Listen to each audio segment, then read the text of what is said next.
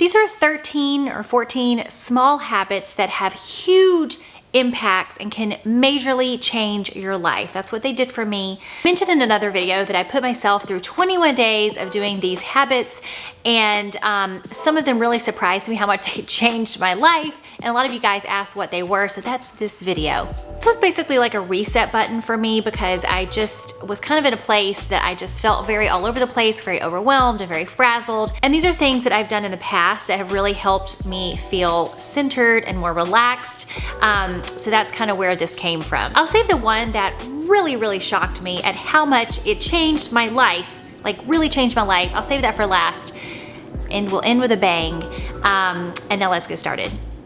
So I know from my own personal experience that if I set the bar really high for myself, I might not make it to 21 days or whatever I set the goal to be. Setting the bar really low makes it very feasible for me to do it every day, and then a lot of times I end up going even further. I'll start off with the first one that was one of the surprising ones that changed my life, was that I had to declutter an area every single day. So you're probably thinking, oh my gosh, Anna, that sounds like a lot. But remember, I set the bar really low. So this could be any space, a teeny tiny drawer within a room could be what I decluttered that day. Or a drawer in my kitchen, or my white tops, or a corner in the room. The bar was very low, but it worked. I proved to myself, and I can't believe I'm learning this after I'm 41 years old, that it only takes a few minutes to declutter these things. It was not nearly as painful and frustrating as I thought it was gonna be, and it was actually very fun and rewarding. Now I'm like, please give me a drawer that I can declutter. It makes you feel so good after. It really is like a dopamine rush after you do this. I dare you to try this at home. You're probably like, I'm super organized and my drawers are cluttered at all. I can't believe you just learned this, Anna. Well, I did. That's what I've been doing, and yes, hi, my name is Anna, and I've been a cluttery drawer person for my whole life. I made myself get dressed every day. This is the habit that I talked about in some other video that you guys had commented on, but I kind of got in the habit because I work from home, that I just would never leave my workout clothes unless I had to meet somebody or go to an event or something. Obviously, I didn't show up to church in my sports bra and leggings. I would go work out in the morning, and then I would go walk my dog, and then maybe I have some errands to run, and then I'm working from home, and then I'm gonna make dinner or whatever. So it's all things that being in my workout clothes all day is no big deal. But after a while, I just start to feel kind of like, ugh. This is where having a lot of basics and classic pieces that I really love came in handy. It made it easy to wear something I love and feel cute in, but also easy and comfortable enough to do all the things. So for 21 days, I forced myself to get dressed. It didn't have to be anything extravagant, but like an outfit that I felt good in. Like it was cute, felt good in, and looked kind of put together. And wow, that was a game changer. I have a coffee shop I go to do some of my work, which a lot of times I would just go in my workout clothes because I'm just going to a coffee shop. I'm just sitting there doing some work.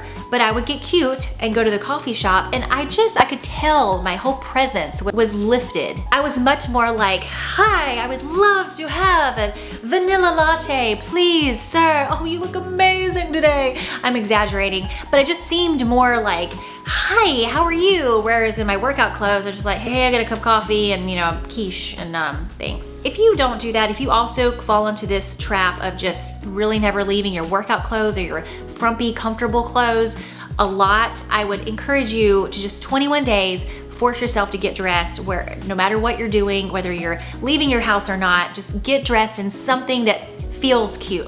Okay, going to a whole nother part of the world here. Another habit I did was I made myself eat 5 servings of vegetables per day.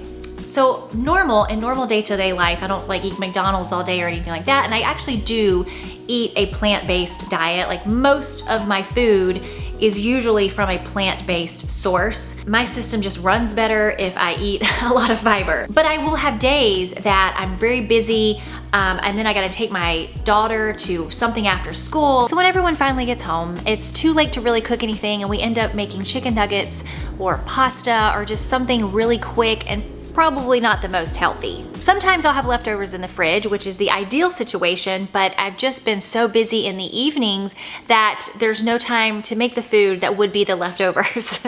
So when I made 5 servings of vegetables per day a priority and I focused on that, I was more intentional of the items that I bought at the grocery store. Like I bought a lot more spinach because you can cook spinach in like 2 minutes. I had time, I would prepare things earlier in the day, knowing that I would not be able to prepare anything healthy at nighttime. So just having that goal in the forefront of my mind made me more organized when it came to shopping and making time to prepare food. By the way, if you don't like green vegetables and you're like, I know I need to eat them, but you just don't really like them, what I like and my daughter likes and my husband likes and everybody likes is if it's like spinach or broccoli, asparagus, that kind of thing, is I would cook it, saute it, maybe roast it, and then I would put some Parmesan cheese on it and a little bit of lemon juice, and it makes it taste so good. And one more, Brussels sprouts. If you don't like Brussels sprouts, you haven't tried them this way yet, roast them in the oven, salt and pepper, olive oil on them, and when they get out, put like a tablespoon or 2 tablespoons, not very much, of maple syrup on the Brussels sprouts. It only takes a little bit and they are so good. They're literally so good. My daughter, she's 7, she even likes them. Another habit I did that I have done in the past, and man, it solved some life problems for me, so I knew it was useful that I needed to do, but it's journaling. My goal, setting the bar really low, but this is kind of a bigger bar, is I made myself journal 1 page per day. So in the past, years ago, whenever I forced myself actually to journal 3 pages a day, I was amazed at how many life problems this solved. Journaling has helped me solve so many problems. When my husband and I were having issues, I would journal about them and I solved so many problems that way. Was able to see a new perspective of the problems just by writing them down. If you're new to journaling and you've never done it, it seems kind of weird at first. You're like, Dear Diary, and it feels really weird and like, what am I doing? But it's important to force yourself to write a page, at least a page a day. After a few days, you'll feel more comfortable putting your deep, dark thoughts on paper, and it will start pouring out of you, and thoughts that have been kind of ruminating, or you've just been thinking about something for a while, it's been bothering you, take it out of your brain and dumped onto the paper, and it will be out of your head. It is an amazing feeling. You'll be able to look more objectively at the problem or the situation that you have, and probably find a better solution on paper than you did when it was just going in circles in your head. A lot of times too, if you've had really negative feelings about something or someone or yourself, just putting them down on paper, which feels really icky, let me just tell you, because you might end up putting down things that you would never want to say in real life. But if you just put them down on paper and you get them out of your head, it is so cathartic. If you've ever had great results with journaling, or you've had any different results or something, I would love for you to write your experience below in the comments. We can all use shared experiences to help us in our own journey. I made myself read 4 pages of a nonfiction book every single day. I love nonfiction. A lot of times I listen to it on Audible, but I just, nonfiction is great because you need to learn some things about life every now and then. And I have 2 books that I was reading, The Mountain Is You and Eleanor, about Eleanor Roosevelt.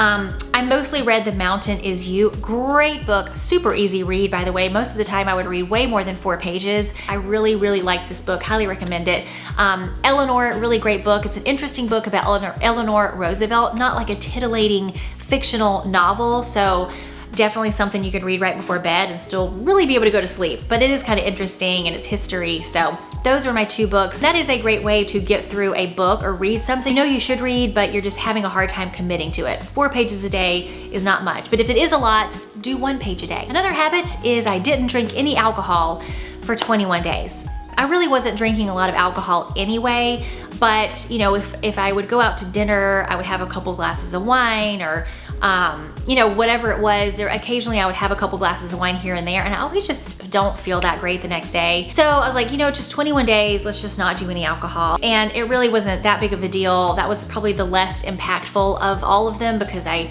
wasn't really drinking alcohol to begin with. But if you do find yourself doing a lot of happy hours or just doing a lot of dinner drinks kind of thing, and you want to give yourself a break, 21 days is a great little time frame to just be like, no, I'm not gonna do alcohol right now. I have some great non-alcoholic like healthy, magnesium-filled, nutrient-filled drinks that I like to drink in the evening instead. I'll link those below. You can get them on Amazon. They're really delicious too. Kind of like a seltzer, but with healthy stuff in there. Another habit I did is I wrote down my goals every single day. If you've never heard of Brian Tracy, he's this guy, I think he has a YouTube channel, but he's really big on like goal setting and how impactful it is. But he will say that writing down your goals is one of the best ways to actually achieve them. And he will also say that 95% of people do not write down their goals.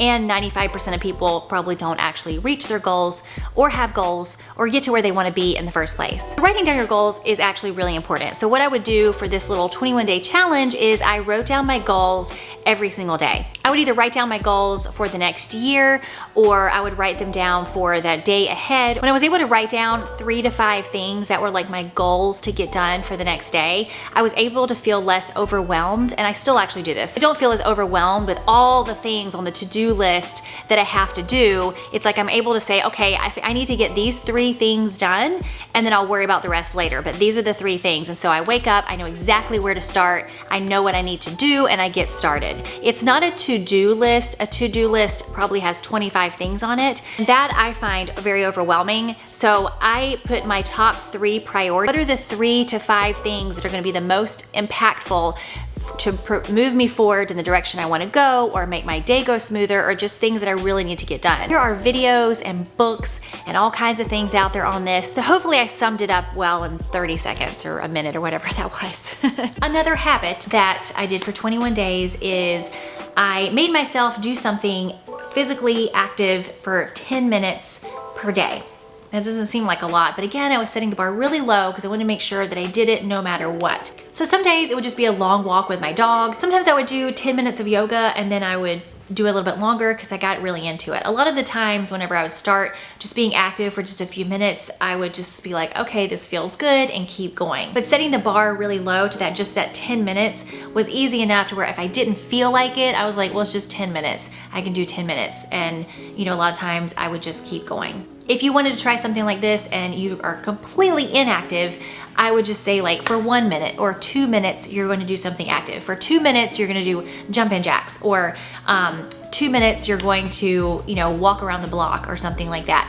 Put on a really good podcast and you might keep going for longer than you really expected to. But it's a really good way just to get your body and your mind in the habit of moving every single day. Another thing I used to do all the time a long time ago, and it just made a world of difference, and then I just stopped when life got a little crazy, but I wrote down 5 things that I was grateful for every single day. Gratitude is such a game changer. If you're ever feeling low, ever feeling down, and just kind of miserable, if you start writing things that you're grateful for, even if it's that I have a house and I have water and electricity and you know, it's a beautiful day, like there's lots of people that don't have that. So being grateful for those things can really change your mood. So I wanted to start that practice again, and that was one of the habits. Another habit that I used to do a long time ago, and when I was pregnant, and then it just all stopped whenever I had my second child, and that is meditate every day. Now, again, I set the bar really low for myself, and I set it for 5 minutes a day I needed to meditate. Sometimes I would do a little bit longer, and sometimes 5 minutes is really all I had or all I felt like doing, so that's all I would do. But one thing I have always known about meditation is that when I just take a few minutes in the beginning of my day, before anyone else is up, to just sit in silence and focus on my breath, I mean, my morning goes so much better. I'm just more patient. I'm not so tense. I'm not so stressed. So it's very important that I have this in my life. If you're new to meditation, it's basically just closing your eyes, focusing on your breath, taking deep breaths in and out.